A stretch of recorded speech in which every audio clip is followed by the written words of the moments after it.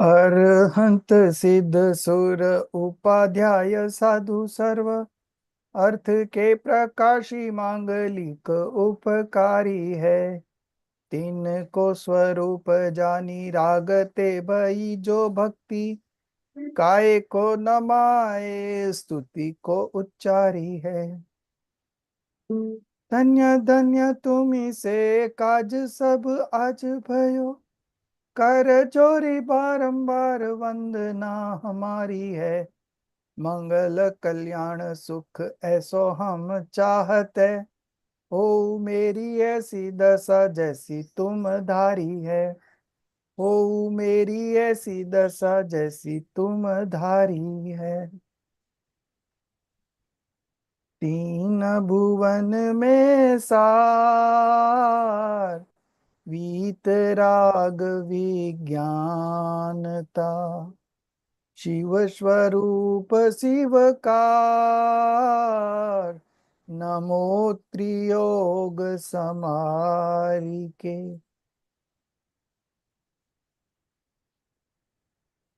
छह ढाला written by Pandit Daulat Ram ji, and we are on to the last dhal, the sixth dhal. In this, there is a description of the nature of perfect conduct and self-absorption conduct and its fruit. Swarup Acharan Charitra, self-absorption conduct. It is also called deep introspective meditation, Shuddhopyog. Swarup Acharan Charitra and Shuddhopyog are synonymous. So you can also say self-absorption conduct, where you are doing nothing but you are absorbed, immersed in yourself. Just you have to experience the feeling. There are no thoughts running, there are no divisions, subdivisions, nothing in your mind. Only the experience of eternal bliss. This is called deep introspective meditation. Okay. So this happens only in meditation. It's not that you are eating and you experience your soul. It's not that you are walking and you experience your soul.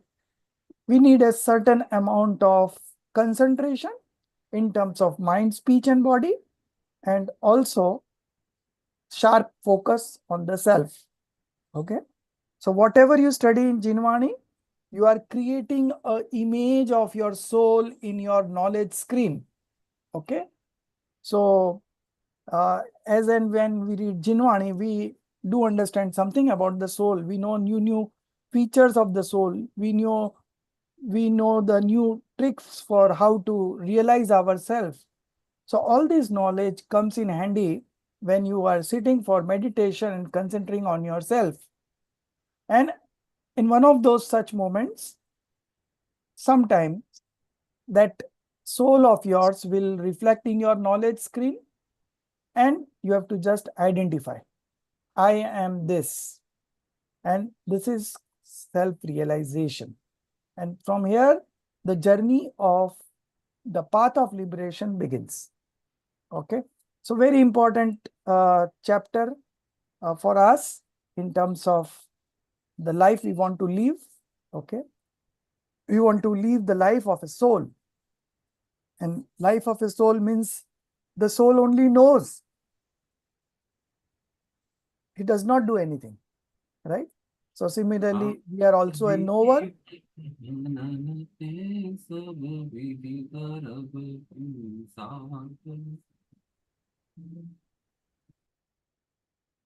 Who is murmured?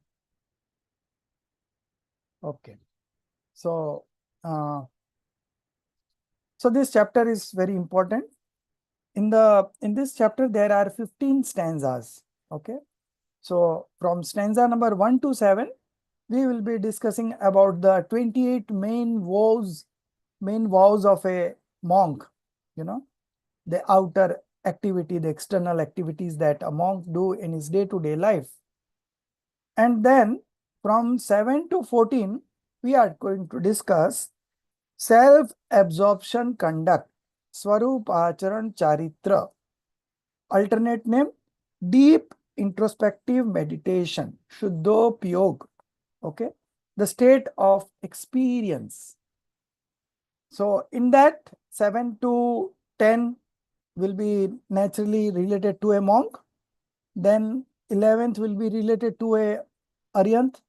12th will be related to Siddh, liberated soul. And 13th to Moksha. And 14th, fruits of the 3 gems. Okay. So in this way, 14th will be there, and the 15th would be the last one.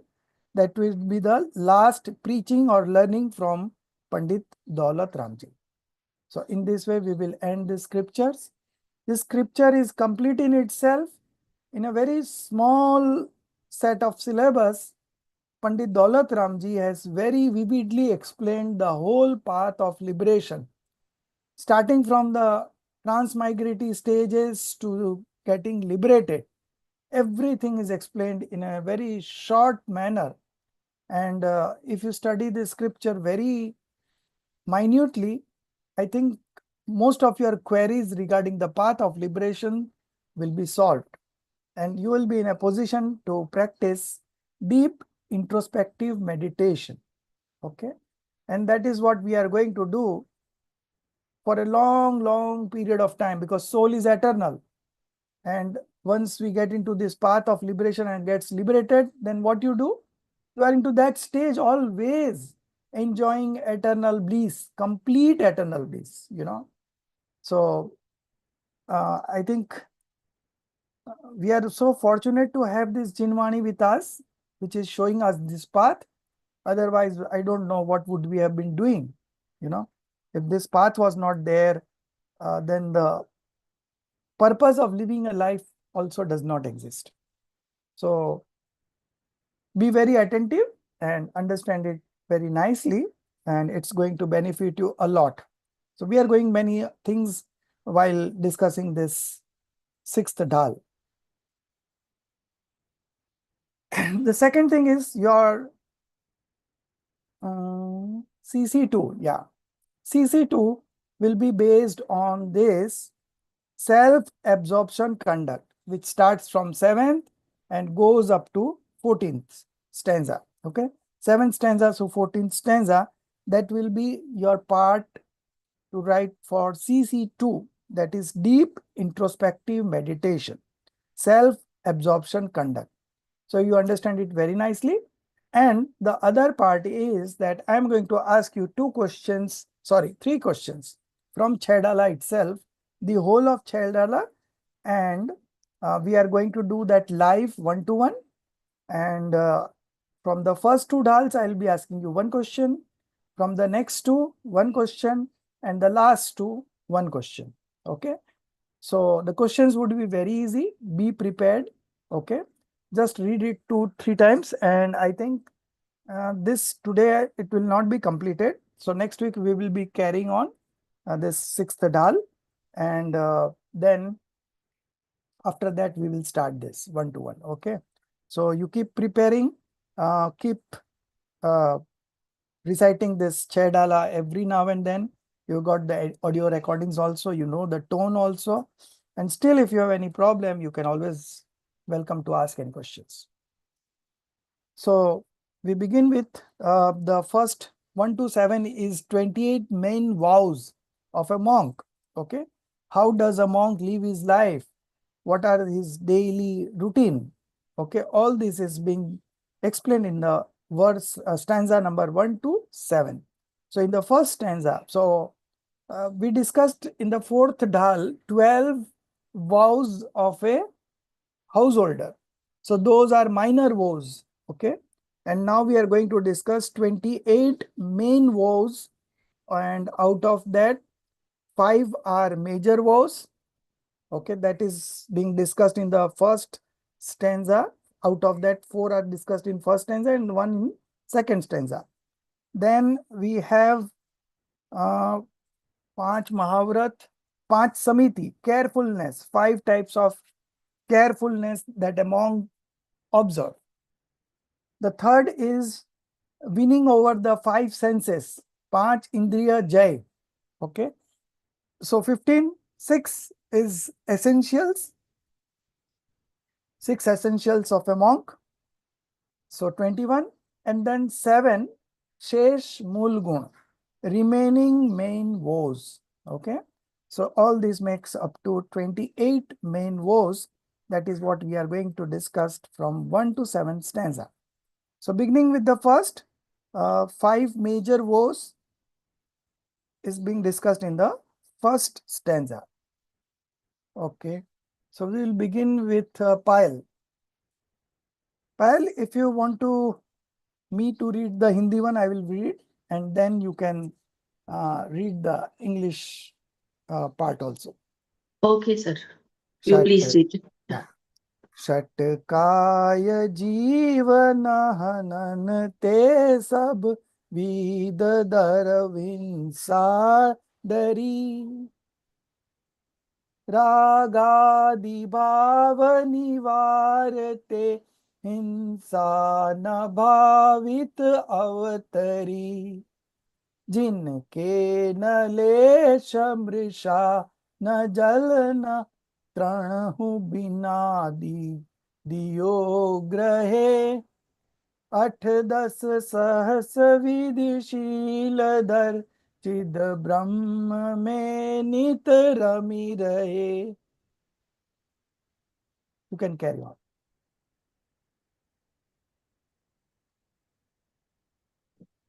Yeah, Payal. Yes, sir. I'm just trying to pull the page in my book. Okay. Page number 131. Yes, you can read from here.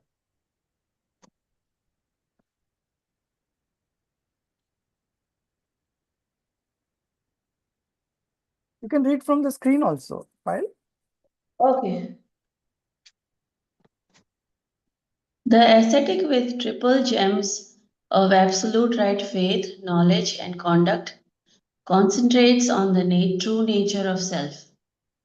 In this stage, when he is in his pure, undetermined sensation, Nirvikalpa Dasha, he is touching the seventh spiritual stage frequently. When he is not in the seventh spiritual stage, he is in sixth spiritual stage. In the sixth stage, he practices 28 primary virtues, mulgun, like auspicious manifestations of 5 great vows, nakedness, carefulness, samiti, etc. He does not believe these 28 virtues to be the attributes of the soul. In the sixth and seventh stage, the ascetic has purity of the soul because of absence of 3 types of passions. The great vow of non-violence, ahimsa, mahavrat, for an ascetic is as follows.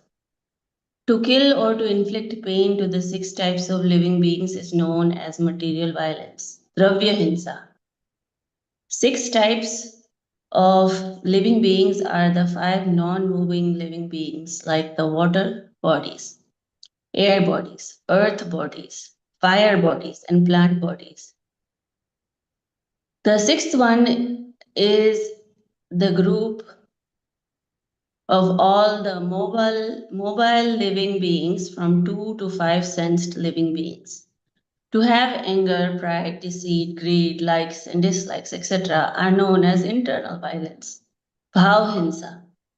Dispassionate ascetics do not engage in these 2 types of violence. In the great vow of truthfulness, Satya Mahavrat, the ascetic does not speak lies from gross or minute point of view. In the great vow of non-stealing, Achori, Mahavrat, the ascetic does not take anything from anybody, including dirt or water, without being offered. In the great vow of celibacy, Brahmacharya Mahavrat, the ascetic observes celibacy with its 18,000 subtypes and all the time remains engrossed in the nature of the self. True nature of the self. Yeah. Okay. So you see the 5 woes, 5 major woes of a monk. Okay.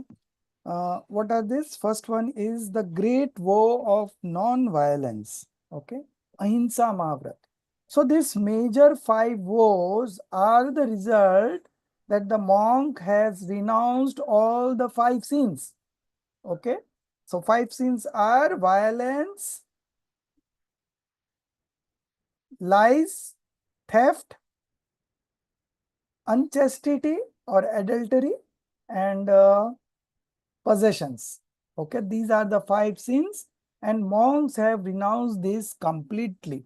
So that's why they are having great vow of non-violence. That is the first. So in this great vow of non-violence, we can look at it from 2 different angles. One from the material violence point of view, and the other from the psychic violence point of view. So to kill or inflict pain to the 6 types of living being is known as material violence. 6 types of living beings are 5 non-moving, thavar, they are stationary at one place. So what are these 5? Water body, air bodies, earth bodies, fire bodies, and plant bodies. Okay. So these 5, and one is the trusts, mobile beings. Okay. So in mobile beings, there will be 2 cents to 5 cents. All the souls who are now from 2 cents being to 5 cents being are part of that non-mobile being. So in these 6 types of living beings, everything is covered. All the living beings of this universe is covered. Okay. To have anger, pride, deceit, greed, likes and dislikes, etc., are known as internal violence, bhavinsa, or psychic violence. Dispassionate ascetics do not engage in these 2 types of violence. So since they have renounced the sin completely, so they don't indulge in these 2 types of violence, material violence and the psychic violence or the internal violence. The second vow, the great vow of truthfulness, Satya Mahavrat. The ascetic does not speak lies from gross or minute point of view. Okay. So they don't speak lies at all. Okay. Neither minute nor gross. In the case of an householder, we had seen that he has partially renounced to tell lies, but still there is some amount of lies existing in his life. But here we are talking about the monk. Okay. So he has completely renounced lies. The third vow of non-stealing. Okay. Acharya Mahavrat. The ascetic does not take anything from anybody, including dirt or water, without being offered. So in the forest, there is nobody who's going to ask you. Okay.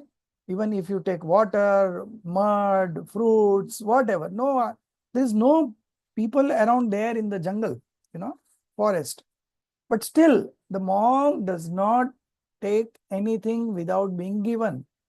And who will give this to a monk? Only a true householder who know all the rituals of giving alms to a monk, So with proper diligence and care, if a householder gives it to the monk, then only monks accepts, right? So in the forest, there are no householders. So they don't take anything on their own. So this is their vow of non-stealing, okay, including dirt or water without being offered. They don't take it. The fourth one is the great vow of celibacy, Brahmacharya Mahavrat. The ascetic observes celibacy with its 18,000 subtypes. Shil, 18,000 subdivisions of Shil. Okay. So the ascetic observes celibacy with its 18,000 subtypes and all the time remains engrossed in the true nature of the self. Okay. So actual Brahmacharya Mahavrat is Brahm is the soul. to always remain engrossed in the soul is the true vow of celibacy. Okay, two vow of celibacy. So these are the 4 vows out of the 5 major vows of an ascetic. Okay, so these ascetics are the holder of right belief, right knowledge, and right conduct, and their primary function is to remain immersed in themselves. But sometimes, due to the rise of attachment, they do preach, they write books, they go for alms, to sustain the body and to do their aradhana. But primarily, they are deeply engrossed in themselves. So they move around between 6th and 7th stage. So when they are in the 7th stage, they are in the state of pure self-absorption, self-introspective meditation. And when there is a rise of attachment, they are in the 6th stage. And in the 6th stage, all these activities of teaching, preaching, initiating somebody into monkhood, then uh, taking alms, writing books, all this happens in the 6th stage. So they keep on moving from 6 to 7, 7 to 6. This way their life goes on. When he's there in the 6th stage, he practices this 28 primary virtues, mulguna, like auspicious manifestations of 5 great woes: nakedness, carefulness. As I said, 28, I counted 28 in the first, in the beginning itself. So you must remember this 28. 5 major woes, then 5 samiti, that is carefulness, then 5 winning over the senses, then 6 essentials of a monk, then 7 remaining main virtues, okay, primary virtues. So all these put together becomes 28. He does not believe these 28 virtues to be the attributes of the soul, because in his knowledge he has got a clear-cut distinctions between the soul and the activity of the body. He never considers an activity of the body as his own. He just thinks the body as a robot. As we programmed a robot and he is functioning different kinds of functions, similarly, this body is also functioning independently on its own. Okay. We are not the doer of these things. So this is only will come into belief if you practice the science of discrimination. Okay. With little bit of understanding, little bit of contemplation, and little bit of decision making power, you will be able to realize this science of discrimination. Okay. So he does not believe these 28 virtues to be the attributes of the soul. In the 6th and 7th stage, the ascetic has purity of the soul because of absence of the 3 types of passions. Okay. 3 levels of passions: anantanubandhi, apratyakhyan, pratyakhyan. These 3 are off, and sanjvalan, there is a mild rise of these passions. I've got very good names from ChatGPT this time about these 4 quadruplet levels of passions. I will be sharing soon with you tomorrow. Okay. So that we will keep it as a standard use, everywhere. Now the quality of ChatGPT has improved considerably, and we are getting very good terminologies of all the words that we wanted. But we never know. Tomorrow we'll get some more interesting words. So this keeps on evolving. New research is being done and technology is being upgraded. So it will be always something coming up new. So in this first stanza, we have discussed 4 major vows. Now one is left, and that we are going to discuss in stanza number 2. Amitaji, you read.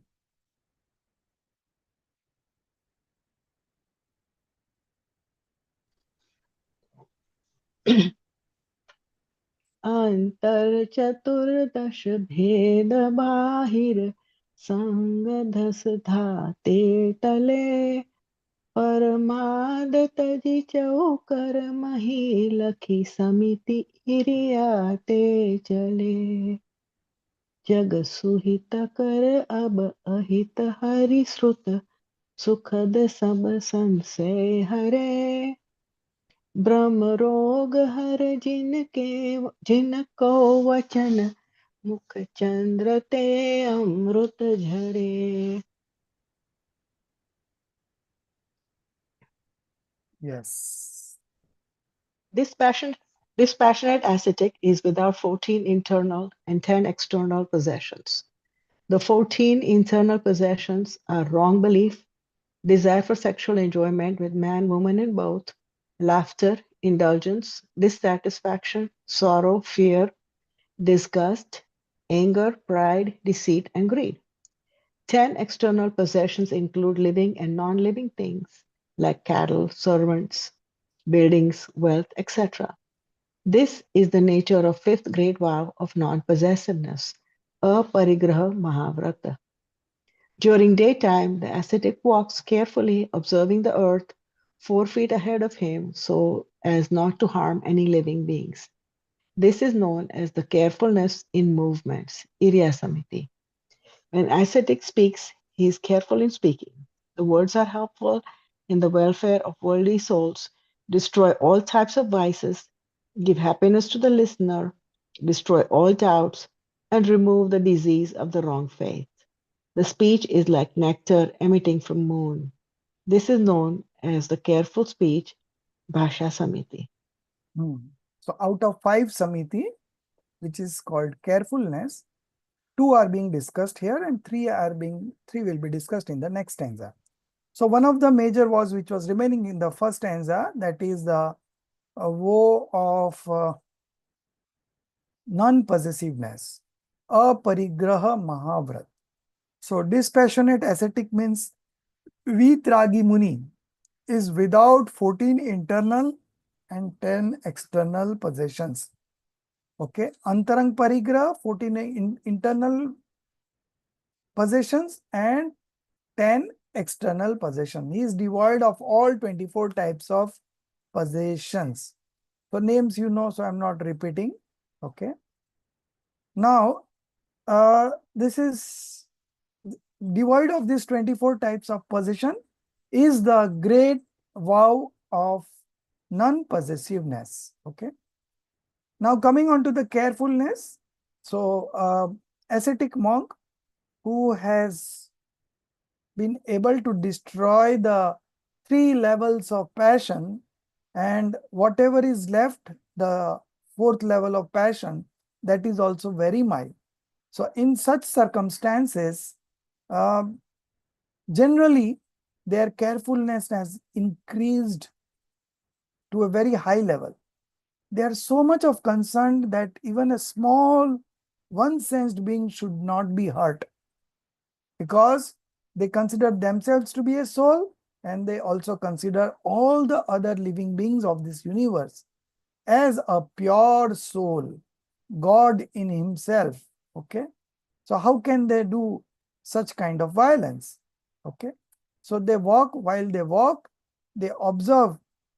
They don't look left and right and then walk. No, they walk just by looking at the road, minutely watching that any two sensed, three sensed, one sensed beings we cannot see through our eyes, but still two sensed and three sensed can be seen. So he walks in such a manner that he doesn't commit any kind of violence. So during daytime, they walk only during daytime. After sunset, they don't walk only. The ascetic walks carefully, observing the earth 4 feet ahead of him. Okay. So they're always looking at the ground and walking, so as not to harm any living beings. This is known as the carefulness in movements, Irya Samiti, the first one. Okay. Carefulness in movements. The second one, careful speech. So when an ascetic speaks, he is careful in his speaking. The words are helpful in the welfare of worldly souls. The last line. Mukh Chandra te amrit dhare.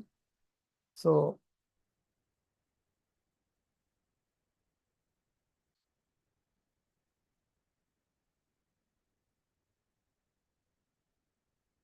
yes, this one. Brahm rog har ke, Brahm rog har jin ke vachan, Mukh Chandra te amrit jare. Okay. So, when the ascetic speak, he is careful in speaking. The words are helpful in the welfare of the worldly souls. Okay. So, whatever they speak, they will always speak about the welfare of the worldly souls, mundane people. Destroy all types of voices, all types of vices. Vices means bad habits, sapt vyasan. Give happiness to the listener. Just make you relaxed and blissful. Destroys all doubts. So far the doubt remains, you are not able to enjoy the eternal bliss. So it destroys all doubts and remove the disease of the wrong faith, the biggest of the diseases, the biggest of the possession. Among the internal 14 possessions, the first one is delusion. Okay, that is wrong faith. So the speech is like nectar emitting from moon. This is known as the careful speech. So just by listening to the ascetics, many Stravaks or householder, they attain right belief because their voice is such that just listening carefully, you will be able to manifest right belief in yourself. Okay. Such is the powerful impact of the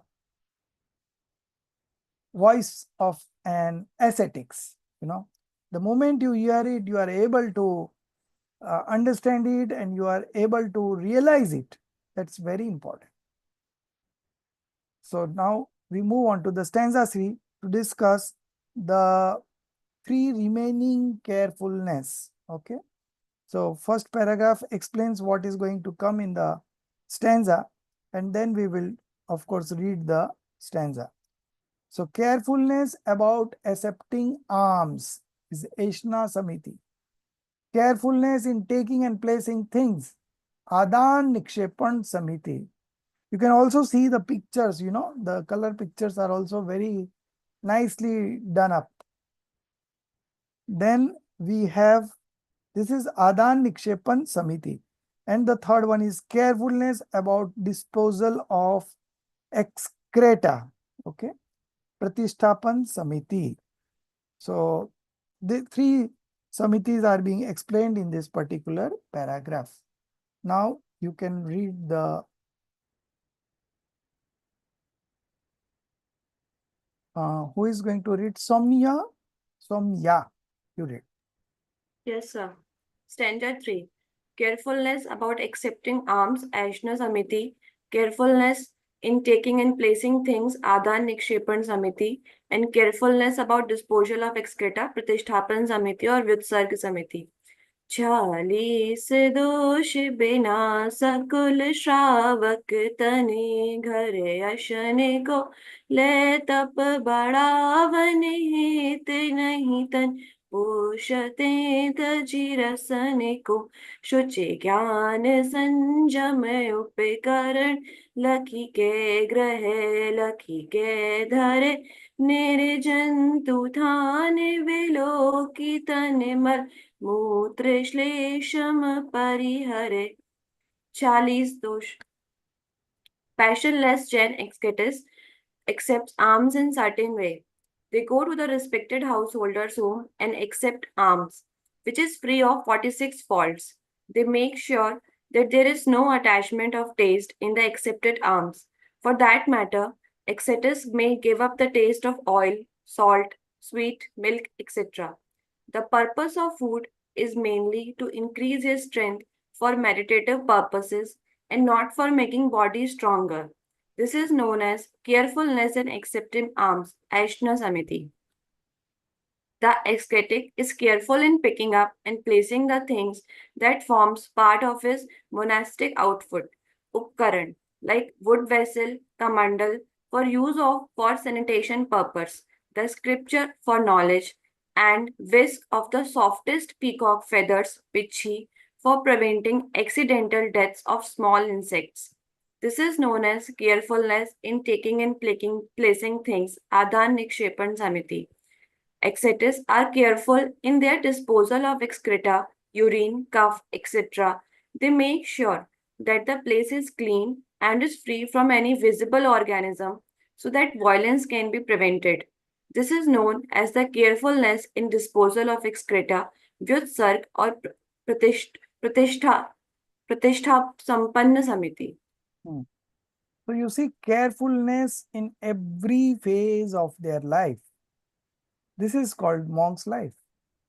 Natural, very natural. They are so careful that the awareness has risen to such a level that they don't want to indulge in any kind of violence at any levels.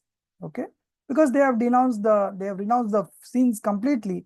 So their life has become such that they are able to practice this kind of carefulness. So first one is the carefulness in accepting alms.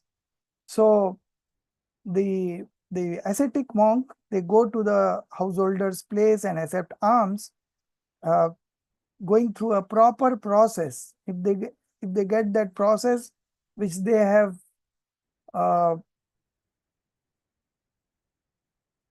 fixed up in his mind, then only they take the alms. And these alms are free of 46 faults. So what are these 46 faults? Okay. So if you have Hindi version of this Chaidala, then it is there in the page number 147. Okay. 46 faults. What are these 46 faults? Related to donor, there are 16 faults. Then related to the recipient, there are 16 faults. And then related to the food, the alms, there are 16.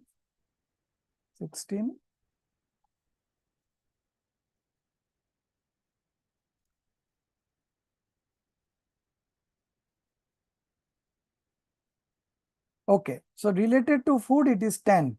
Okay, and then the process of the food, there are 4. So altogether it is 46. So how did you get this? Did you do this through ChatGPT, Soumya? Sir, this Hindi one? Yeah. Sir, I think we have downloaded only. Acha. Sir, this is available on the net, sir. Huh. Shaidala in Hindi is also available. The same in Hindi too. Yeah, but the earlier version of Hindi, which was published from PTST, that was black and white. There were no color things, and the photos were also different. You know, this is quite. This is, I think, translated from the English one. Yes, sir. Yes, sir. So here there is on page number. This is on page number 147. You are. So this is 155. So I think this is. They are following.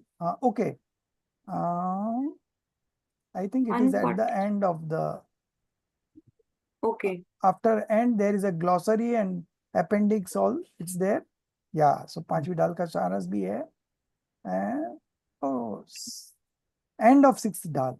So I Okay, think. sir. So page number would be different, but it is given there. I will just.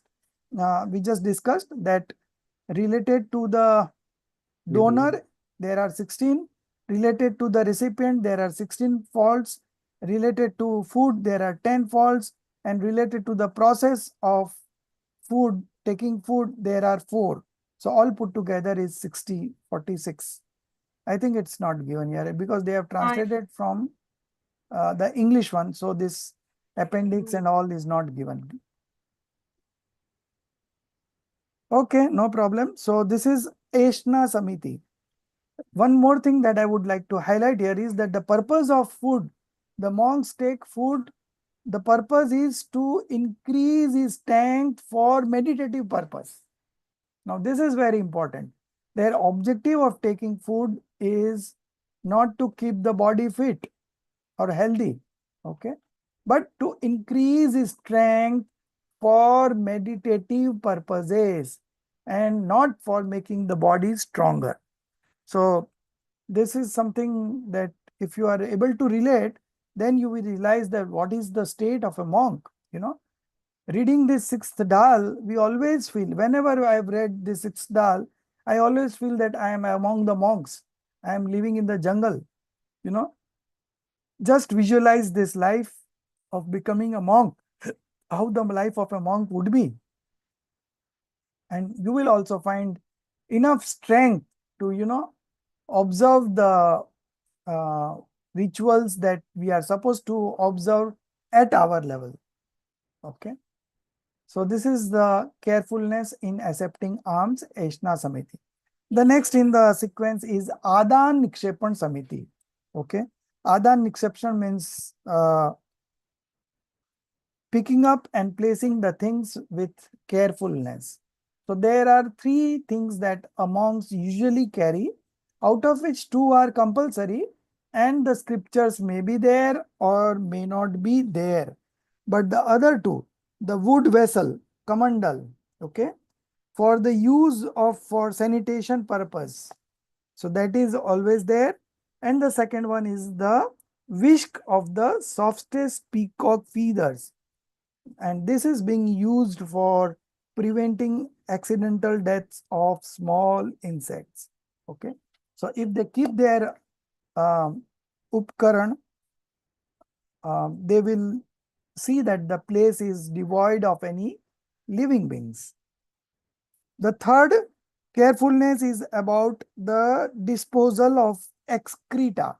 Okay, so excreta, urine, cough, whatever they uh, excrete from their body, they are very careful that where they are doing that. They make sure that the place is clean and is free from any visible organism so that violence can be prevented. So there is carefulness in every activity they do, whether it is from the mind level, speech level, or from the body level. They ensure that they don't indulge in any kind of violence because they are the holder of the five major woes. They have completely renounced the sins. Fourth stanza now. It's about the three restraints called Gupti. Okay. And as I said, they win over the five sensory objects. So that also is being discussed in the fourth stanza. Soumya is there? No, sir, he is currently not here. Okay, okay. So who else is there? Jia, you read the fourth one. Yes, sir. Can you hear me? Yeah. Stanza 4. Ascetics have conquered the three restraints, teen gupti, and objects of five senses. So I'll not be able to read it in the tone, but I'll read it in So Hindi. I'll read for you. सम्यक प्रकार निरोध मन वच काय आत्म ध्यावते तन सुथिर मुद्रा देखी मृग गण उपल खाज खुजावते रस रूप गंध तथा फरस अर शब्द शुभ असुहावने तिन में न राग विरोध पंचेन्द्रिय जयन पद पावने. Now read the In this Hmm. in this stanza, there is a description of restraints, gupti definition from the absolute point of view. There is also a description of the first five primary virtues, More gun of the true ascetic with right faith, knowledge, and conduct. Bhav Lengi Muni. The true ascetic with his intense personal efforts goes into the pure consciousness of serenity, Shuddh Upyog, and as a result obtains pure undetermined sensation, Nirvikal Dasha. This is known as restraint from the absolute point of view, Nischay Gupti. At this time, the actions of the body, speech, and mind stop. In fact, bodily actions at this time are almost inanimate, like a rock, such that animals like deer, etc., come there and use it to scratch their body against it. This type of restraint of the body, speech, and mind are known as the restraint from conventional point of view. Vyavanai. Ascetics have no attachment or aversion towards the objects of the five senses. They have no affinity or antipathy for five types of tastes, five types of colors, two types of smells, and eight types of touches. As they have conquered five senses, they are now known as Jitendriya. Hmm. So in this stanza, there is a description of restraint, gupti. Gupti, gupti, gupt means chupana, So gupti, like you are not performing any activities from mind, speech, and body. So the main influx of karma happens through mind, speech, and body. Okay. Uh, of course, belief is also involved in that. So belief along with this mind, speech, and body is the cause of the influx of karmas. So when they are the monks, as a general practice, they observe these three restraints. Okay. From the absolute point of view, um, in this stanza, there is a description of restraints definition from the absolute point of view. There is also a description of the first five primary virtues, mulgun, of the true ascetics with right faith, right knowledge, and conduct. The true ascetics with his intense personal efforts goes into the pure consciousness of serenity, Shuddhopyog, pure introspective meditation state. This is Shuddhopyog, where you are only experiencing your soul and doing nothing. And when you are experiencing your soul, other things are there, but you are not looking at it. Okay, you are fully concentrated in yourself, fully immersed in yourself, fully engrossed in yourself. Okay, so this is the stage of pure consciousness of serenity.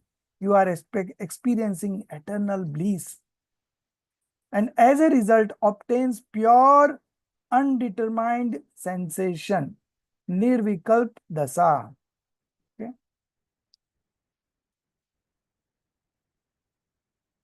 So vikalp is thoughts, psychic thoughts, and nirvikalp is without those psychic thoughts. Okay. Pure undetermined sensation. By adding the word sensation, that means that there is something you are doing at a feeling level. You are experiencing at a feeling level. Okay. So when you are truly engrossed in yourself, you attain this pure undetermined sensation. This is known as restraint from absolute point of view. This is Nischay Gupti. Okay. The deep introspective meditation, the self absorption. What was? Should Swarupachran. Shuddh Upyog. Self-absorption conduct.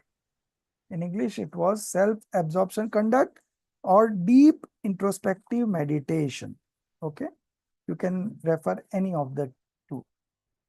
So this is called Nischay Gupti. The Shuddhopyog itself is the Nischay Gupti. Now, what is a Gupti from the Vyavhar, conventional point of view? Restraint from the conventional point of view. At this time, so when you are experiencing yourself, at this time, the action of the body, speech, and mind stops. Okay. In fact, bodily actions at this time are almost inanimate. You're just like a statue, rock, such that animals like deer, etc., come there and use it to scratch their body against it, because they feel that this is a statue only, this is a rock only. Okay, so they come and scratch their body against it, believing that to be a rock, but actually it is the monk. But the concentration, level of concentration of the body is such that there is no movement.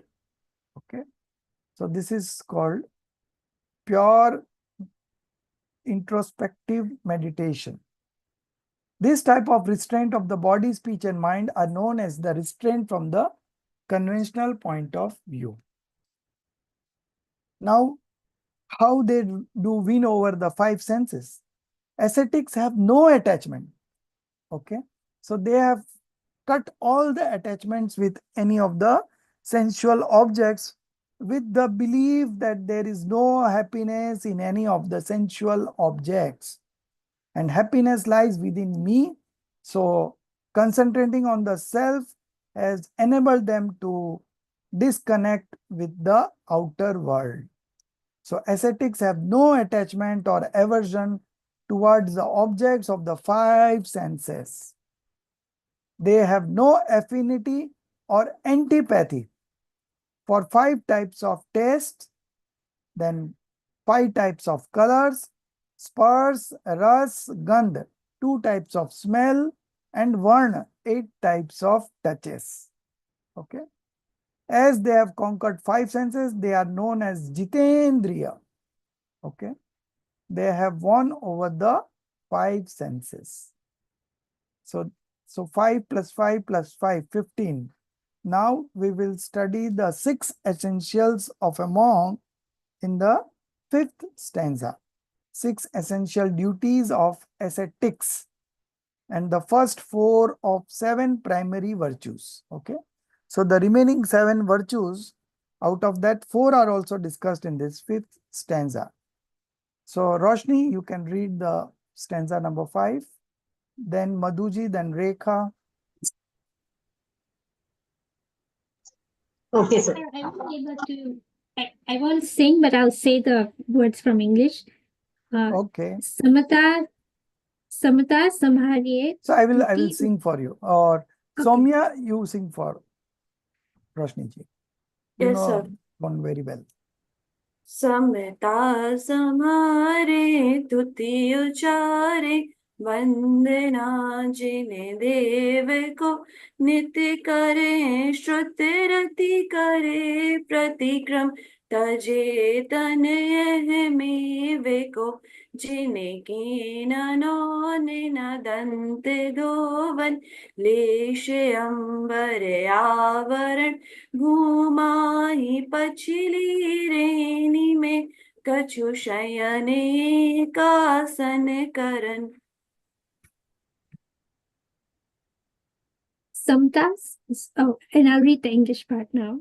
Hmm. Ascetics always observe their 6 essential duties.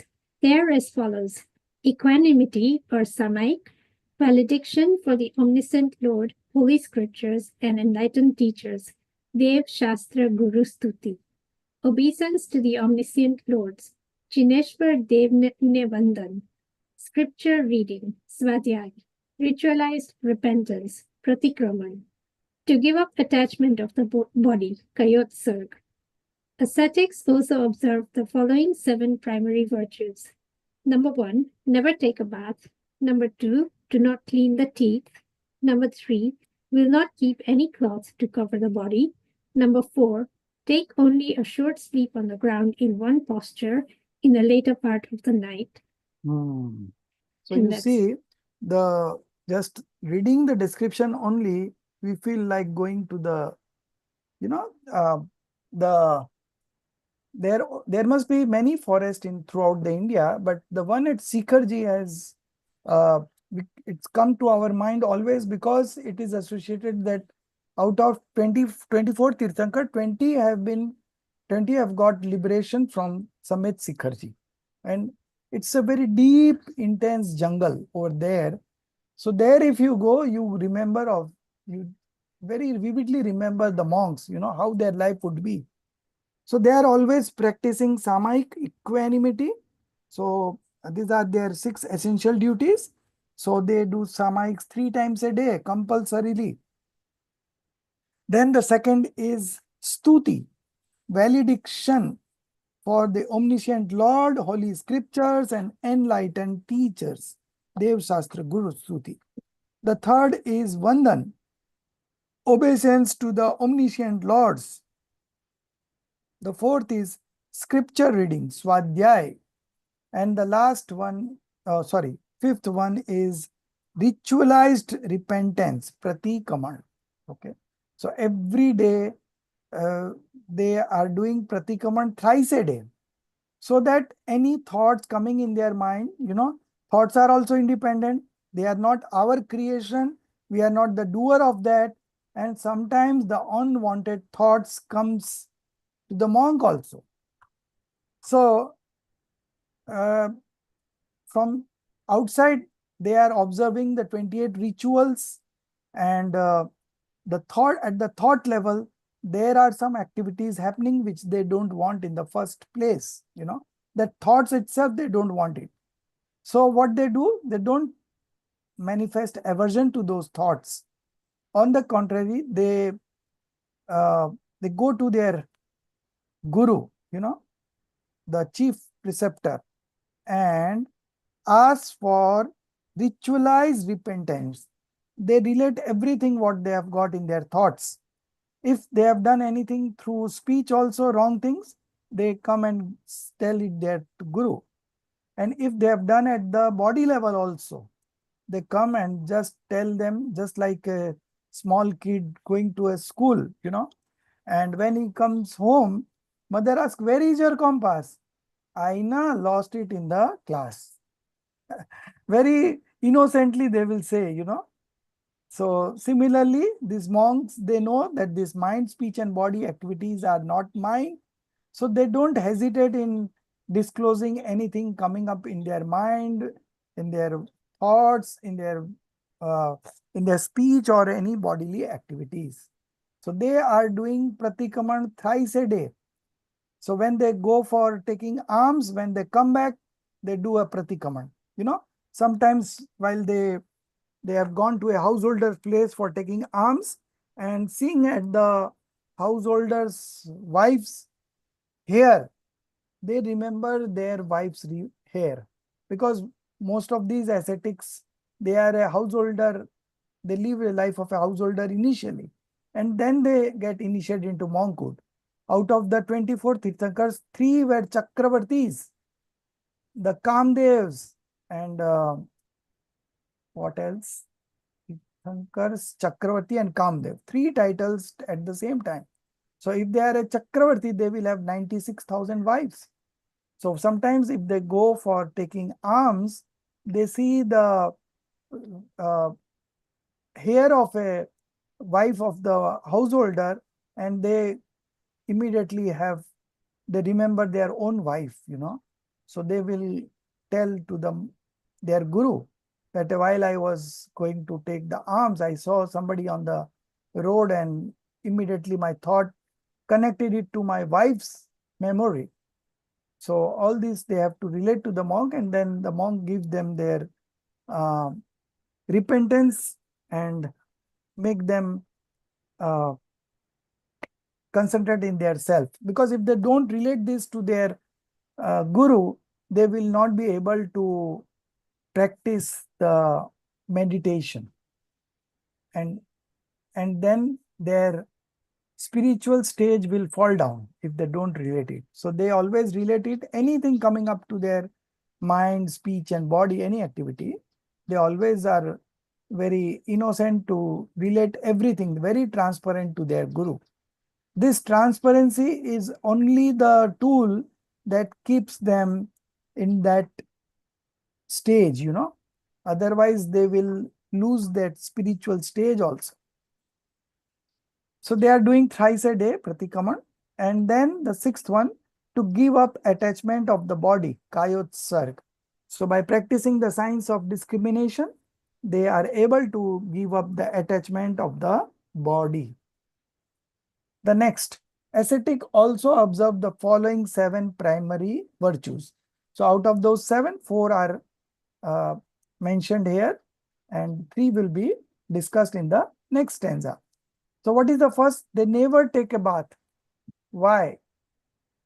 Why do they never take a bath? Because when you take a bath, there is a violence in terms of use of water. And the other part is that they live in natural forest. Okay. So the climatic change and everything automatically take care of their body, and they don't require to take a bath. Primary consideration is the violence. Okay. Because water is also a one-sensed being. So they never take a bath. Do not clean the teeth. Why? Because the teeth are always clean. You know, when they take food once a day, only one time in a day, and after taking the food, they drink water through their hands only. And while taking water, they gargle and remove everything, whatever food is there in the mouth, because if the food remains there, there will be certain kind of violence, because uh, living being keep on evolving in that. Okay, so their teeth are always clean. Once they take the food, they clean their teeth there only after while they're drinking the water. So first they will gargle, removing everything that is accumulated in any corners of the teeth or something like that, and they ensure that while taking water, they clean up their teeth also. So they don't have to do brush like us. The third is, will not keep any cloth to cover the body, because they are naked, so they don't keep anything in the body. The fourth one, taking only a short sleep on the ground in one posture in the latter part of the night. Okay, so you can see the picture. So they sleep in such a manner that they have to cover very small part of the earth, because again there is a level of violence involved when you sleep on the rocks or something like that. So they take care, utmost care.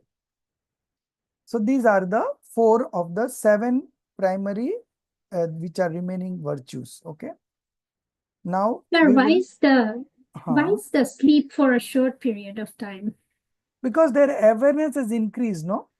Because sleep is not something of a good quality. Sleep, when you are in sleep, you are not manifesting the functions of your knowledge. Okay. Okay. So because their awareness has increased, their purity has increased, so the sleep has decreased. Okay. Okay, now the next stanza. Sir, one more question. Can I Yes. ask?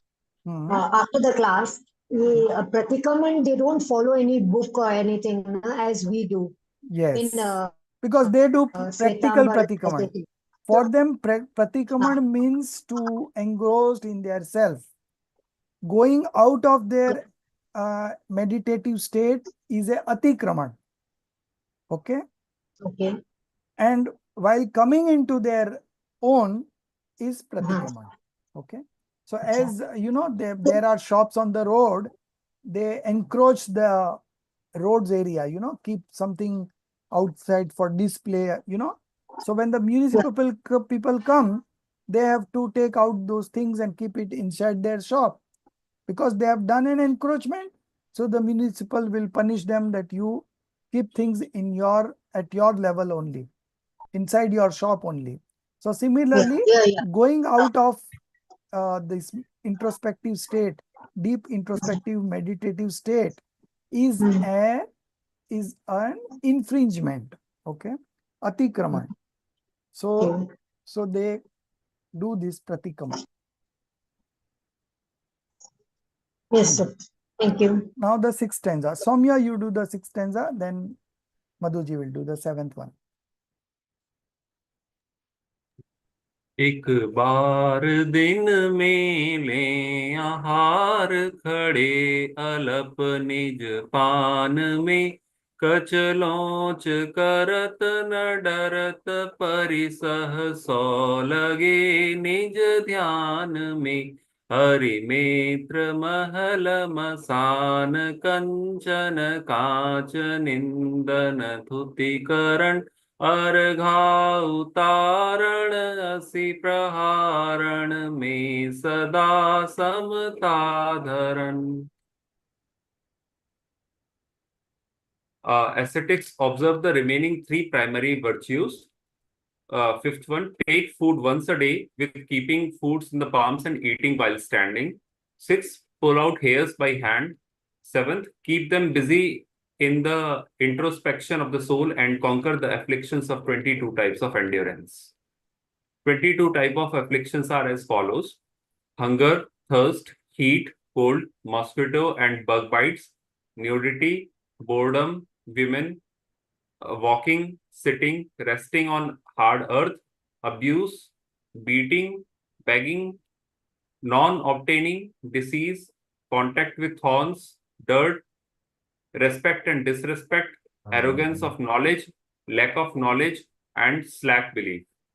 Ascetics keep equanimity among friends and foes, palace and crematory, gold and glass, criticism and praise, worshipper with reverence and attacker with the sword. In short, they remain in equanimity status in any circumstances. That is very important. They remain in equanimity status in any circumstances. Okay. So the first one, the three remaining primary virtues. Take food once a day. Now this is a rule. They cannot take 2 times a day. Okay. So naturally, they have formed this habit that they take food once a day, and that also if all the preconditions are met with. Okay. Otherwise, they don't take. So Rishabdev, after initiating into monkhood, he was meditating for 6 months. Okay. And after 6 months, when he thought of taking alms, he was not getting alms as the way he had desired. Okay. There was something in his mind, and so it went on for 7 months and 9 days. And then through King Shreyan's hands, he took the alms for the first time, and that is being celebrated at Akshay Tritiya. So it's not that they will go for food once a day compulsorily. If they get the food in the manner in which they have thought of, then only they take it. Otherwise, they come back and again meditate on the self. Okay. So take food once a day with keeping food in the palms. They don't use plates like we use. And eating while standing. Now, why they are take food while eating?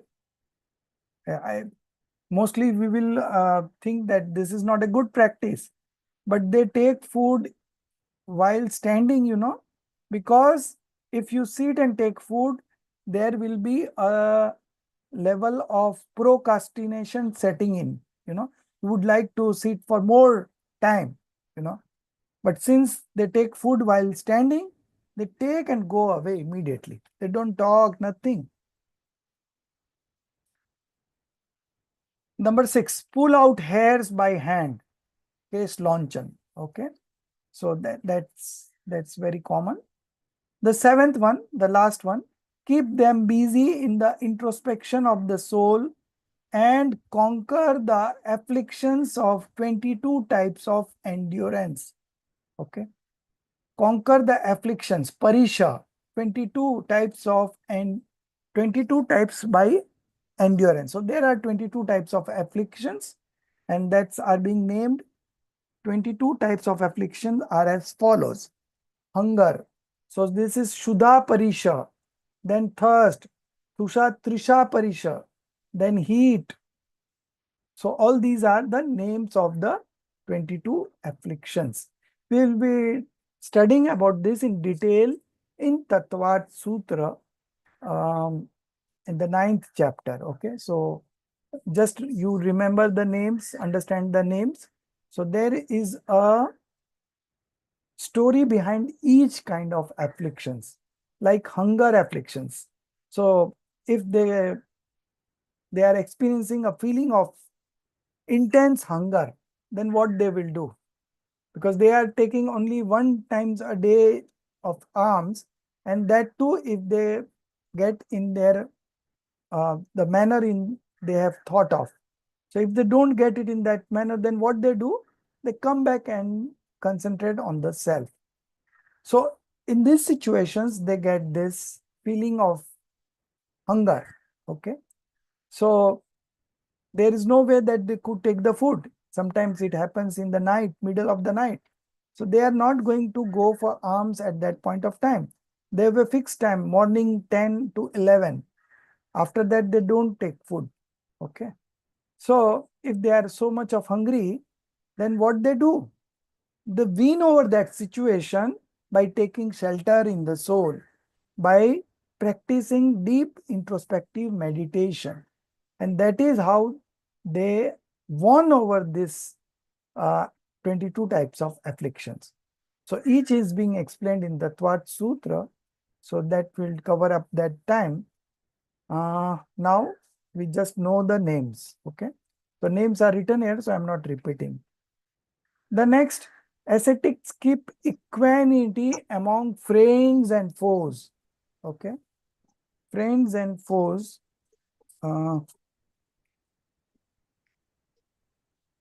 So they have, ascetics have manifested and equanimity in such a level that they don't manifest a feeling of attachments or aversion to any external associations. Okay. So ascetics keep equanimity among friends and foes. If a friend is coming to see him, then also they remain engrossed in themselves. If a foe is coming, then also they remain engrossed in themselves. They never manifest attachments towards the friends and aversions towards the foes.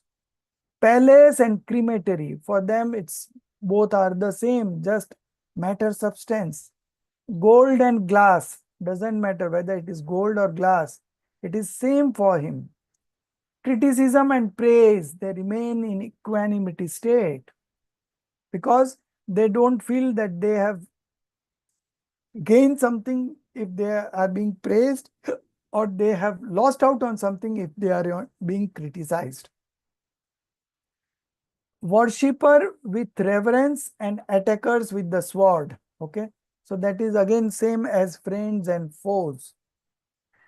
In short, they remain in equanimity status in any circumstances. So this has not come overnight to them. With deep practices, time and again, continuous practice.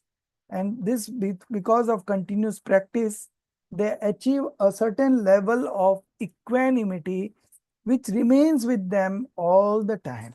Okay.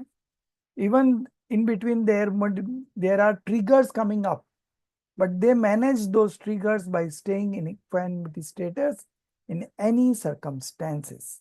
And this has strength they have developed by virtue of their practice of science of discrimination. So this is the stage of a monk. Now in the 7th stanza, the austerities will be discussed, the virtues of the soul, the 10 religions, 10 Lakshan Dharma, then movements and self-absorption conduct. So it's going to start from here and it will go up to stanza number 14. Okay. So we are entering a very important phase where the description of the self-absorption conduct will be discussed in detail. Okay. What happens when you are realizing yourself? So that self-realization stage will be discussed. The discussion begins from the 7th and it will go up to the 14th. So there will be 15 points that you have to note down. Okay. And that 15 points you have to relate to in your CC2. Okay.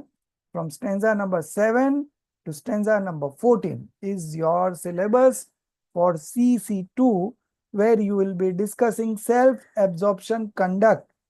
Alternate name is deep introspective meditation, Swarupachran Charitra or Shuddhopyog. That is what we are going to discuss in stanza number 7. Madhuji. Yes, stanza 7. The austerities, tapa, virtues of the soul, dharma, moments, movements, vihar, and self-absorption conduct, that is swarupacharan charitra of an ascetic. Sir, आप पढ़ देंगे क्या sir? Soumya I will, can't. Soumya will read. Okay, sir. तप तपे द्वादश धरे वृष दश रत्न त्रय सेवें सदा मुनि साथ मेवा एक विचरे चहे नहीं भव सुख कदा जो है सकल संजम चरित सुनिए स्वरूपाचरण अब जिस होत प्रगटे आपनी निधि मिटे पर की प्रवृत्ति सब. Thank you.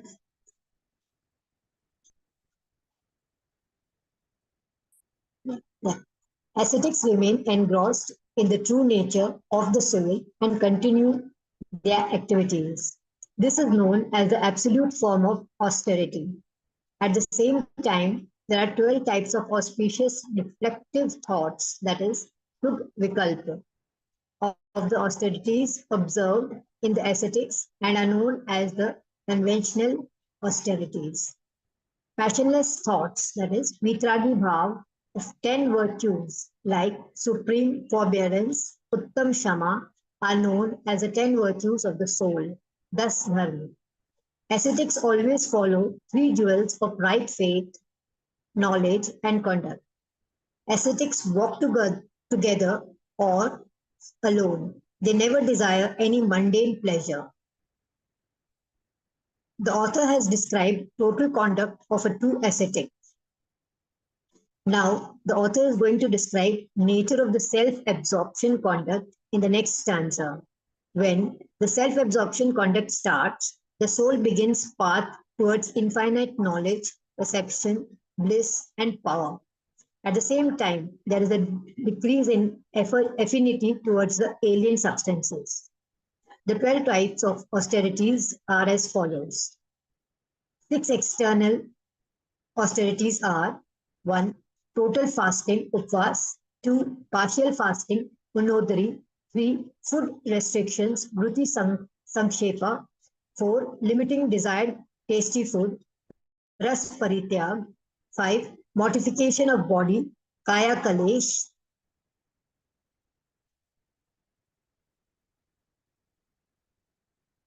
6. Stay in a solitary place, vivakta sayasana.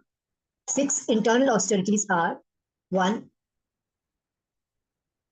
Atonement, prayashchit; 2. Respect, vinay; 3. Serving others, vayyavacha; 4. Relinquishing pride and ego, Vitsarga; 5. Scripture study, Swadhyay; 6. Meditation, that is Dhyan. 10 virtues of the soul are as follows. 1. Supreme forbearance, Uttam Madhav; 2. Supreme modesty, Uttam Madhava. I read wrong, I think. 1. Supreme forbearance, Uttam Shama; 2.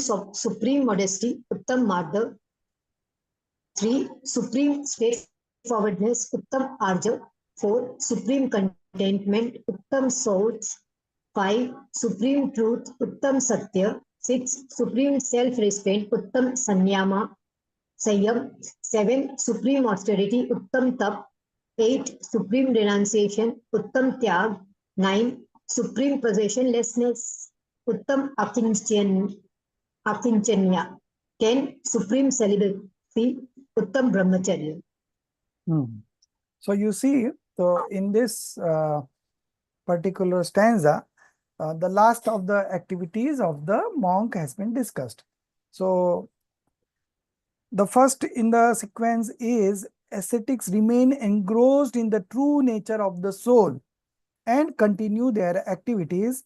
This is known as the absolute form of austerity, tap. Okay. It is also called penance, Sometimes it's mentioned as penance, sometimes it is austerity.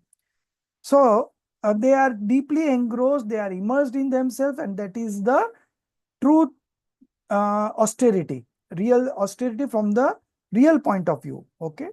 And then there are 12 austerities, the name of which are mentioned here. These are conventional austerities. Okay.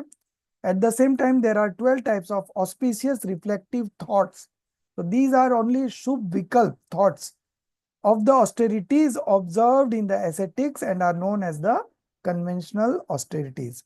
So 6 external and 6 internal, but all 12 are external. All 12 are conventional austerities. So the first austerity, the second austerity is greater than the first. The third is greater than the second. So there is a gradual sequence in these 12 austerities. Okay. So out of this 12, Swadhyay is in number 10. Here it is mentioned in number 11. Okay. I don't know how, but mostly it is the 10th. So Swadhyay, then Vyutsarg, and then Dhyan. Dhyan is the ultimate. Okay. So 10th is Swadhyay, and this Swadhyay or the scriptural study is considered to be the most prominent, because all other austerities you could understand only if you do scriptural studies. Okay. So this Swadhyay is the important one, and we are all the time doing Swadhyay. So although we are not monk, but in terms of austerities that are being observed by the monks, we are doing the Swadhyay. Okay. So that is most prominent one. So the first one is fasting. After fasting comes the partial fasting, Unodri. So Unodri is more greater than the first one. So when you have decided that you are not going to eat anything, it's easy to do that. But when you say that I will eat less than what is my hunger, then it is called Unodri. So the third one is food restriction, Vritti Sankshepa. The fourth is limiting desired tasty food, Ras Parityag. So the one day they will renounce not to eat ghee, the other day tel, then someday they will not eat salt, someday they will not eat sweet. So all different days they have different kinds of. So there are 6 kinds of tastes. So they do one at a time, and one is being repeated at some day. So Vritti Sankshepa. Then limiting desired tasty food that we discussed just now, Ras Parityag. Then the fifth one is mortification of body, Kai Klesh. Okay. Then the sixth one is stay in a solitary place, Vivikta Shayyasan. Okay. Because when you are staying solitary, you are able to engrossed, you are practicing meditation more. So they usually monks stay in a solitary place. They don't want the company of householder, because the moment they connect with the householder, then they will distract them from their meditation. So they always prefer to stay in a solitary place. This Kai Klesh, mortification of body. So in summer, they will go at the top of the mountain and meditate. In winter, they will go near a river and meditate to test their strength of endurance. Okay. So this is called Kai Klesh. Then 6 internal austerities. Praischit. So this we already discussed in the 28 virtues of a monk about the Pratikaman. So that is a Praischit. Maintaining the transparency with their masters. Atonement. Then the second is Vinay, respect. So they respect Dev Shastra Guru, whatever, depending on their post, you know. So Acharyas are the leader of the congregation, then the upadhyayas are there, and then the ordinary monks. The third is Vayyavritti. Vayyavritti is serving others.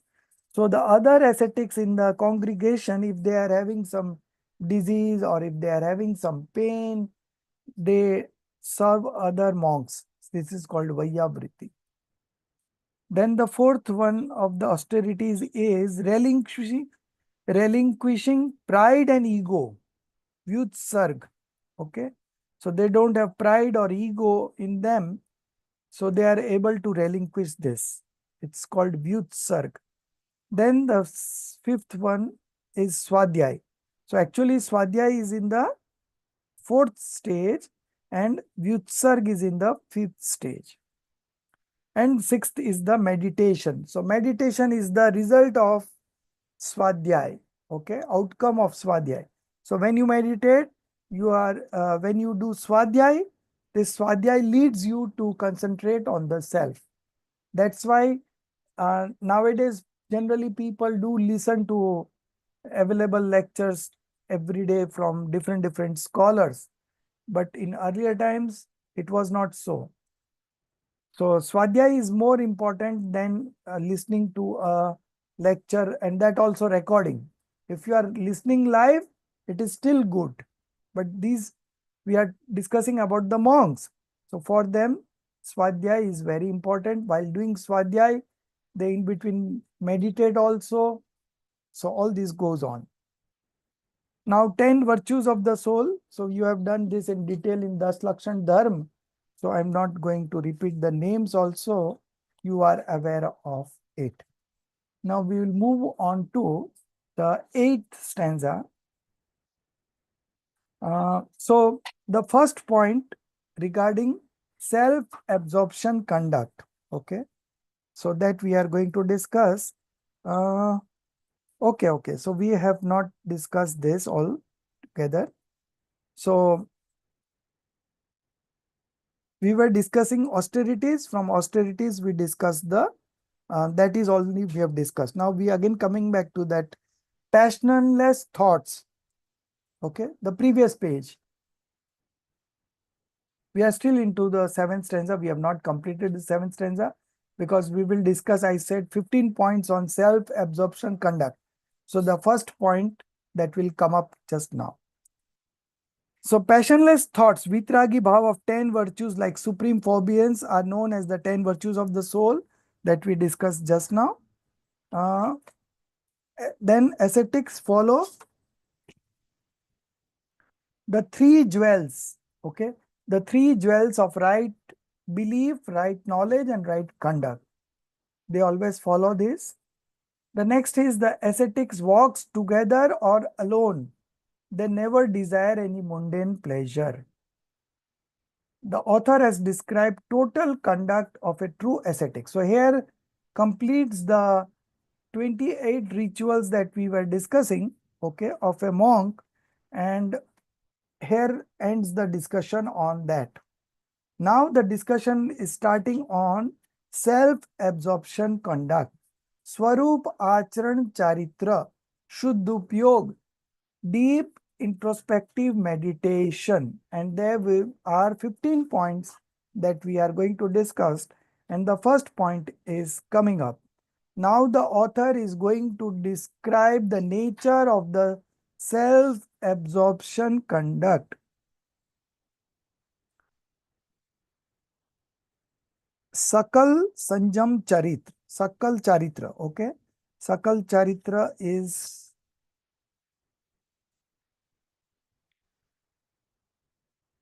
Sakal Charitra is nature of perfect conduct. Okay? Nature of perfect conduct. Now the author is going to describe the nature of the self-absorption conduct, Swarup Acharan Charitra, in the next stanza. When the self-absorption conduct starts, so this is the first point, the soul begins path towards infinite knowledge, perception, bliss, and power. Okay.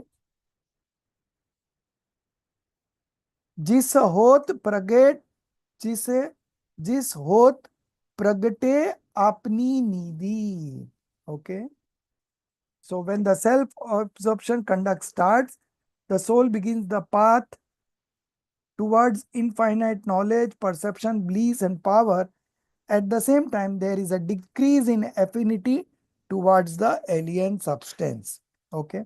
So decrease in attachments towards the alien substance. So here we have to practice the science of discrimination. Okay. 1 minute. जिस होत प्रकटे अपनी निधि. Now, the manifestations of the attributes of the self. Okay. So what is our nidhi?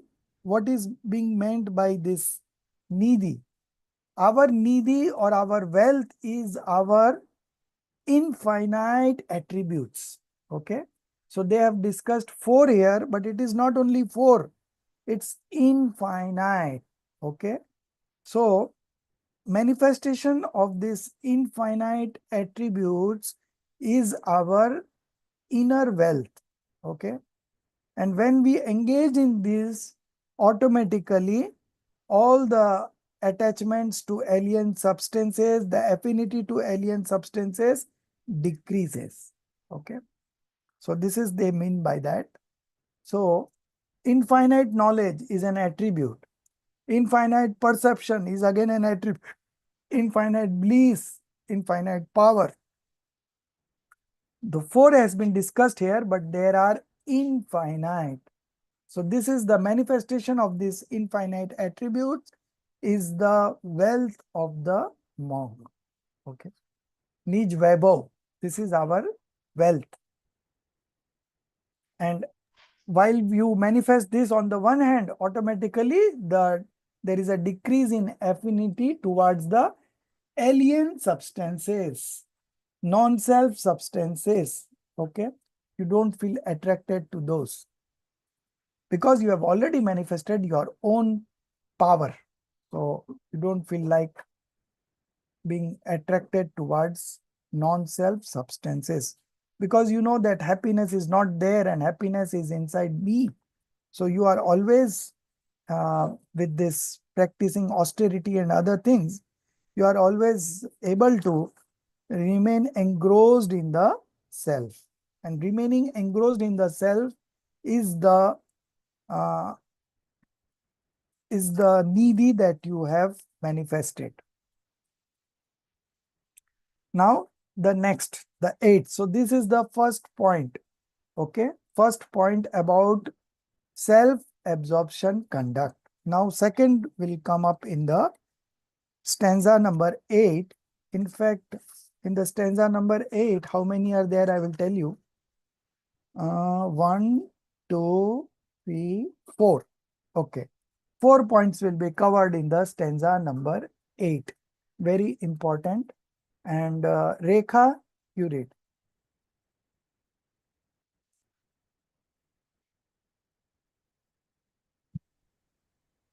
Stanza 8. Yeah. Yes. Description of the self-absorption conduct. Swarupa Charan Charitra. Pure consciousness of serenity. Shuddha pure. जिन परम पैनी सुबुधि छेनी डारी अनंत भेदिया वर्णादि अनुरागादिते निज भाव को न्यारा किया निज माही निज के हेत निज करी आपको आपो कहो गह्यो गुण गुणी ज्ञाता ज्ञान ज्ञेय मंझार कुछ भेद न रहियो.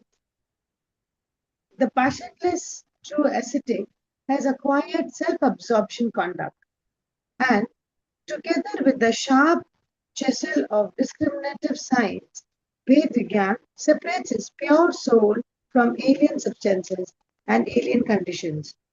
He separates his pure soul from the color, touch, smell, and taste attributes of material karma, dravya karma, body, etc. Quasi karma, no karma, and attachment and aversion types of psychic dispositions, bhav karma. With the separation of the soul from material karma, quasi karma, and psychic dispositions, he has realized the pure nature of soul for himself and by himself. At this time, in the self experience, there is no distinction between the pure nature of the soul and its attributes. There is no difference between the knower, jnata, knowledge, jnat, and object to be known, ye. So you see the 4 points discussed here are, the first point is Jin Param Pani Subudhi Chaini. Okay.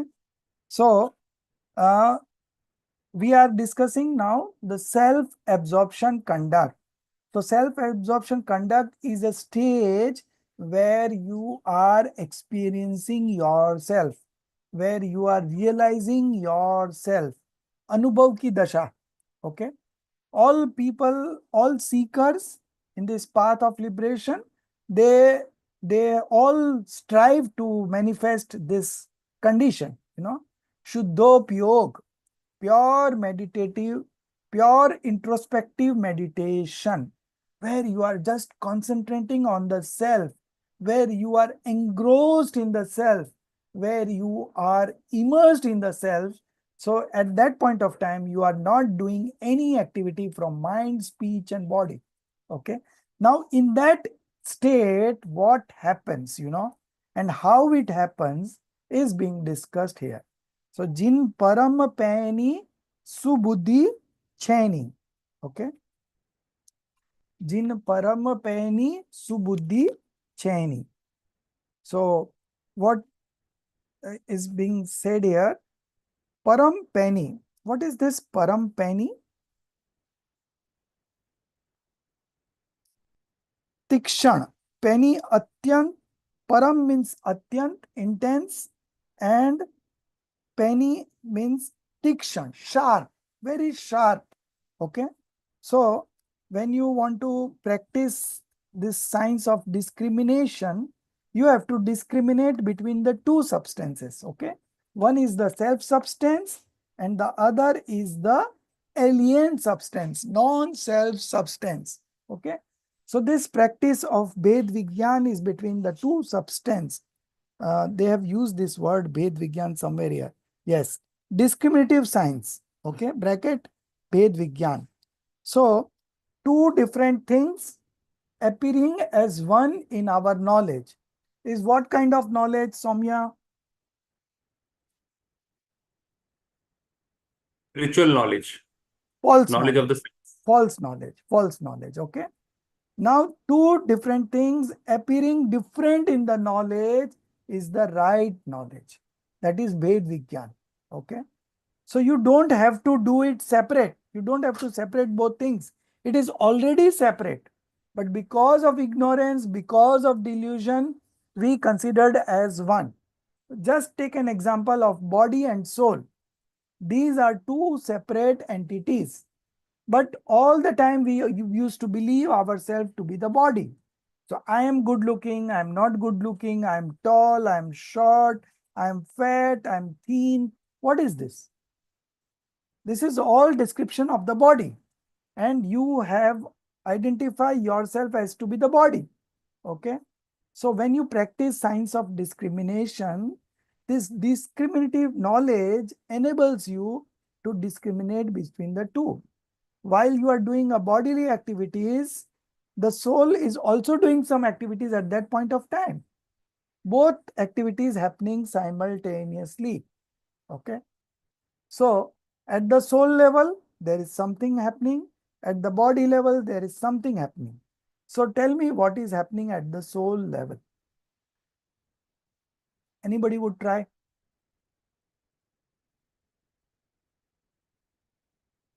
Madhuji.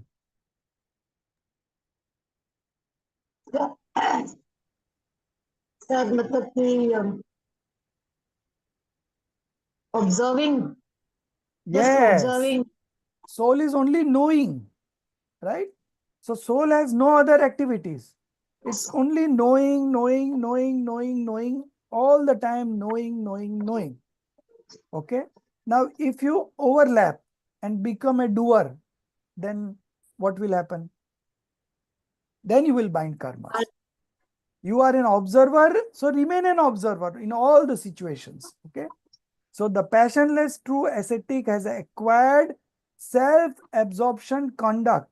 Okay. And together with the sharp chisel. So this chisel, pragna cheni. Okay. Pragna cheni is the chisel that you have to put where there is a fine line between the soul and the attachment. Okay. There is a fine line between the soul and attachment, and that fine line has disappeared. You are considering as one. Okay. So no, there is a fine line. Now you have to put this chisel over there. You can see the picture, you know, a brick stone, you have to cut into two. So there is a fine line. You put the chisel over there and strongly put a blow of hathoda. What do you call hathoda in English? X. What we call? Hammer, sir. Hammer, right, hammer. So you put the hammer on that chisel and this piece will cut into two.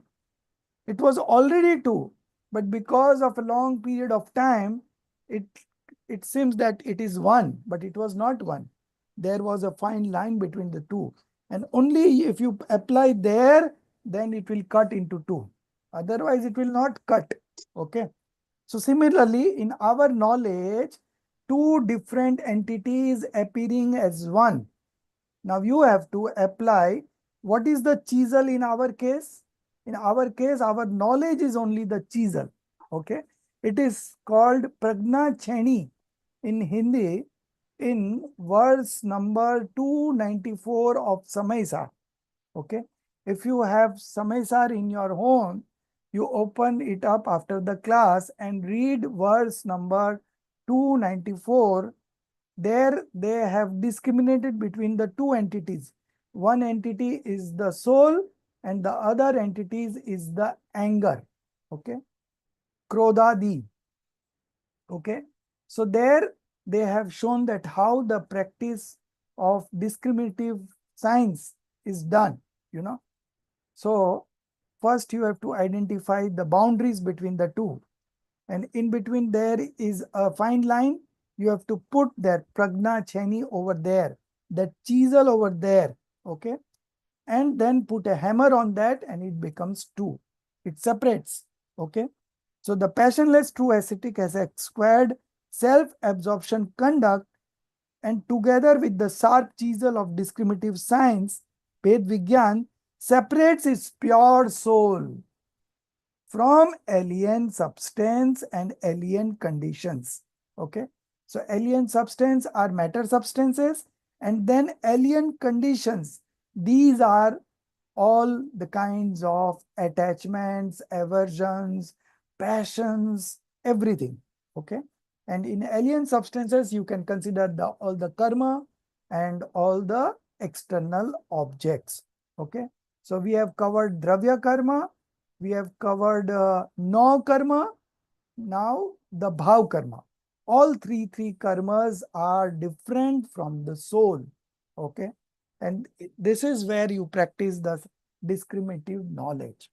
So your knowledge earlier was ignorance. So in ignorance, you were seeing as together. Now, because your knowledge has been trained by reading the scriptures, our knowledge gets evolved, our knowledge gets updated, and now we are able to discriminate between the two. Okay. So this is called discriminative science, Ved Vigyan. It separates the pure soul from alien substances and alien conditions, alien manifestations, everything. Okay. So this is the how you practice the discriminative knowledge. He separates his pure soul from the color, touch, smell, and taste. All these are attributes of material karma. Okay. So you are discriminating from the body, you are discriminating from the material karma. So it's written there, attributes of material karma, dravya karma, comma, body, etc. Then quasi karma, this is no karma, and attachments and aversion, this is bhav karma. Types of psychic dispositions, this is bhav karma. So now we are doing a workshop. What is the workshop about? So workshop, the place is our modification, one moment of modification in between what is representing the soul and what is alien substances. Okay. So if you take a magnifying glass and if you minutely observe, then whatever subtle things are there, it will appear in your magnifying glass because it's a magnifying glass. So similarly, we have to apply our knowledge, magnifying knowledge in the modification and see as the things are. Okay. Earlier, due to ignorance, we were all considering as one. Now with our manifestation of pure true belief, now we have manifested this samyak gyan, and now it is seeing two different things. So one party is our soul and the other party, what are the things over there? Okay.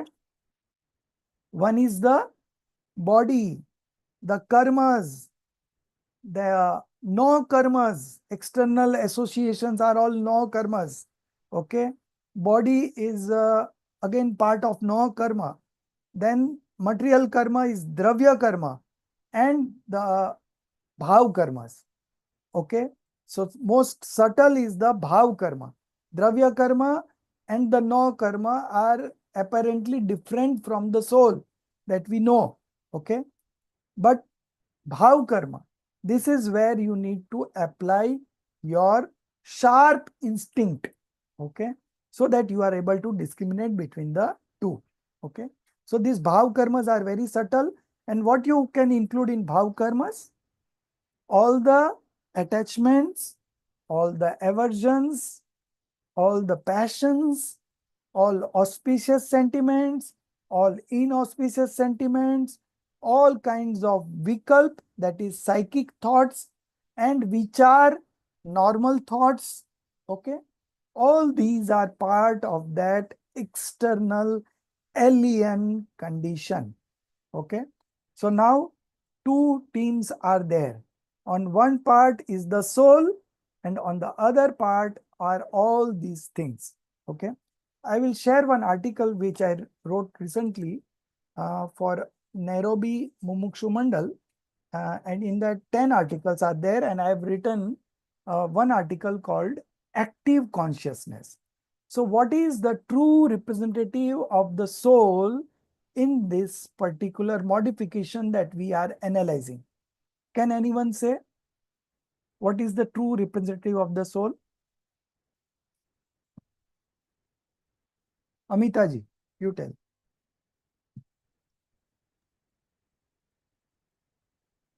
Gnan. Yes, very good. Gyan. That is active consciousness. Upyog. Gyan upyog. Okay.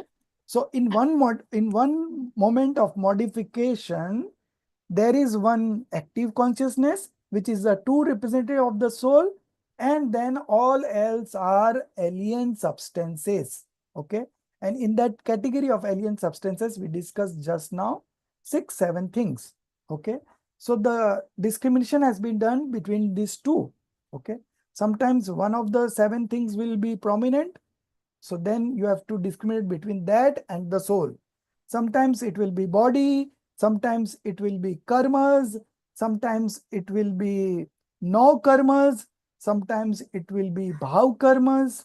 And in bhav karma also, there are attachments, aversions, passions. And in passions also, you can divide into 25 kinds of passions, you know.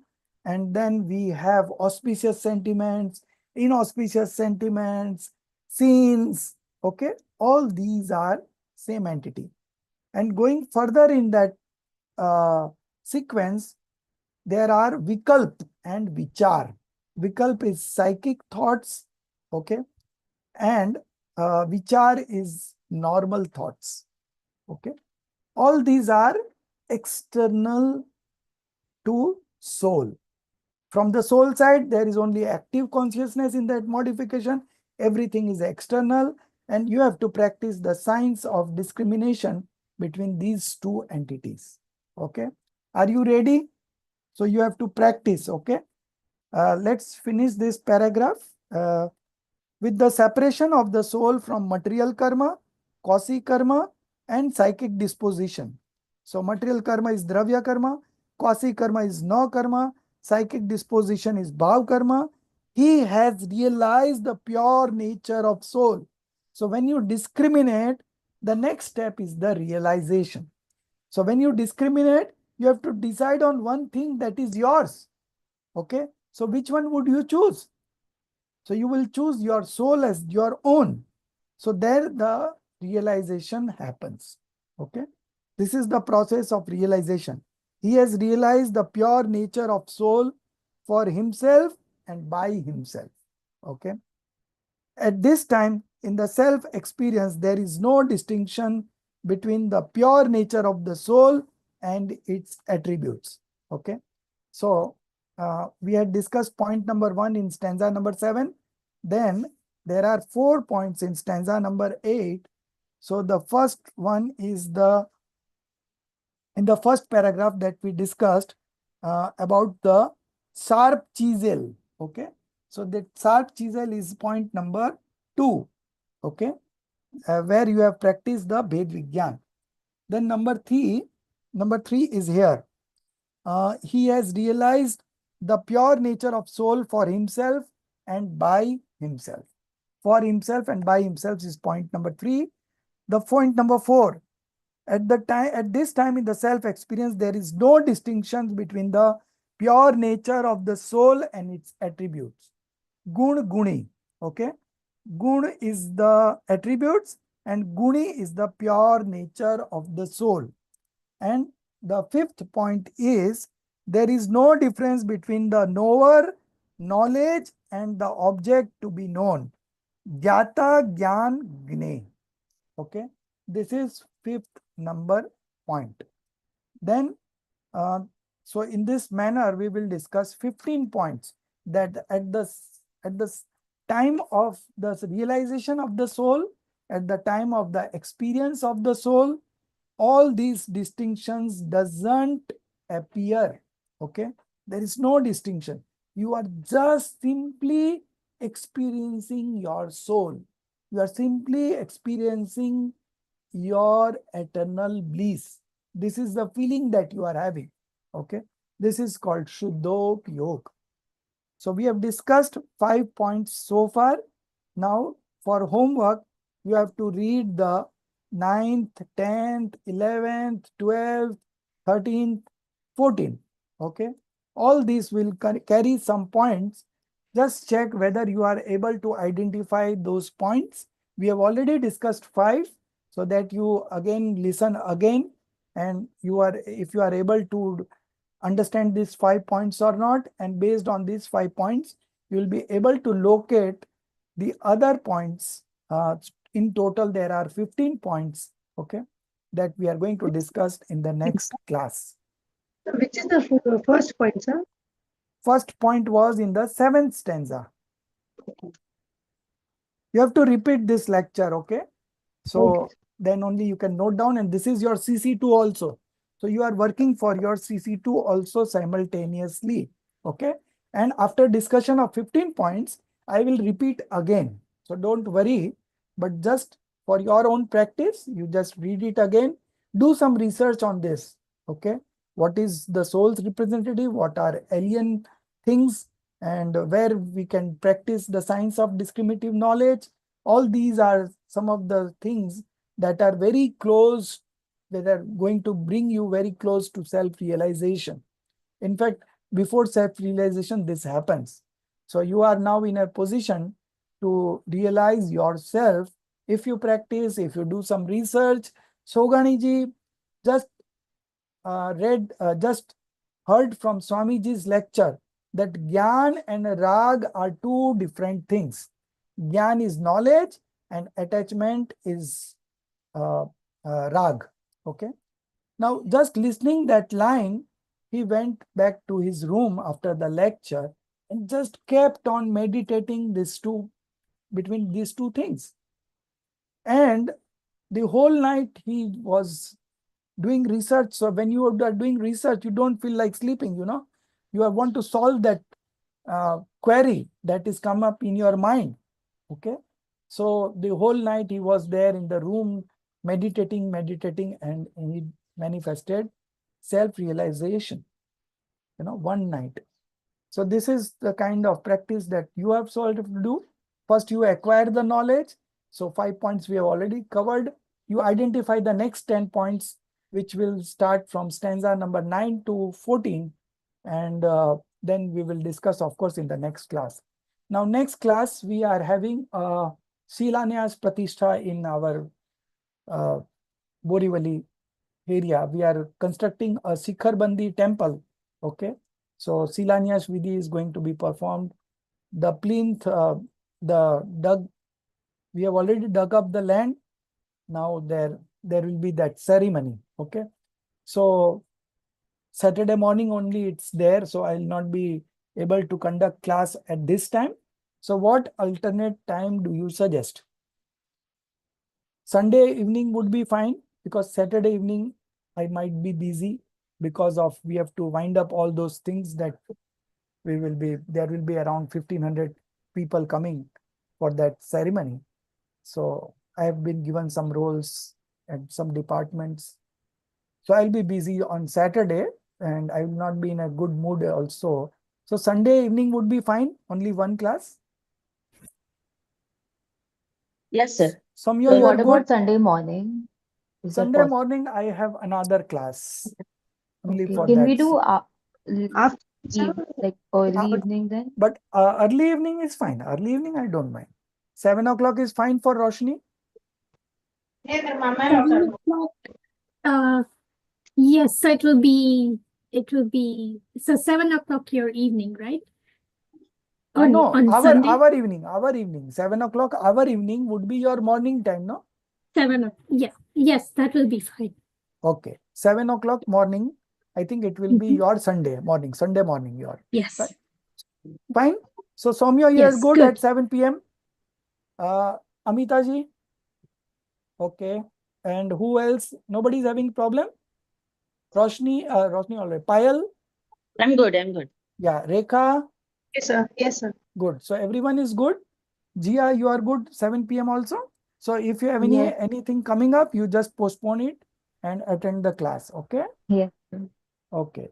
So next Sunday we are good at 7 p.m. and we will finish this Chair-Dala in that discussion.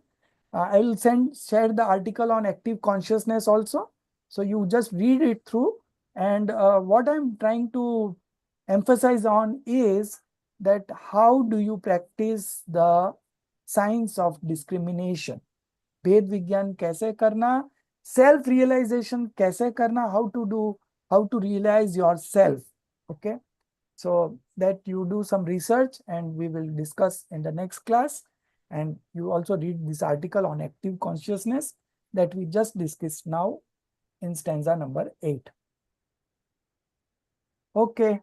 निज निधि निज में बताई, यह अनंत उपकार है, इसके लिए जिन वाणी माँ को वंदना सत बार है, उसके लिए जिन वाणी माँ को वंदना सत बार है. 9 times नमोकार मंत्र.